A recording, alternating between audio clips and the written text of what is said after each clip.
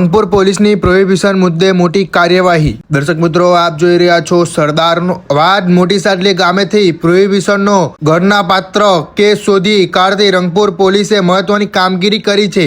વડોદરા વિભાગના પોલીસ મહાનિરીક્ષક સંદીપસિંહ તથા છોટાઉદેપુર જિલ્લા પોલીસ અધિક્ષક ઇમ્તિયાઝ શેખના માર્ગદર્શન હેઠળ જિલ્લામાં પ્રોહિબિશન અને જુગાર પ્રવૃત્તિઓ સામે કડક કાર્યવાહી હાથ ધરવામાં આવી રહી છે। તે અનુસંધાને નાયબ પોલીસ અધિક્ષક કે.એચ. સૂર્યવંશીની સૂચના હેઠળ રંગપુર પોલીસ સ્ટાફ શિવરાત્રી તહેવાર નિમિત્તે પેટ્રોલિંગમાં હતો। ખાનગી બાતમીના આધારે પ્રોહી વોચ નાકાબંધી ગોઠવતા હુન્ડાઈ વર્ના કાર નંબર GJ27CM 4430 ને રોકવાનો પ્રયાસ કર્યો હતો। પોલીસને જોઈ ચાલક ગાડી રોડની બાજુમાં મૂકી અંધારાનો લાભ લઈ ફરાર થઈ ગયો હતો।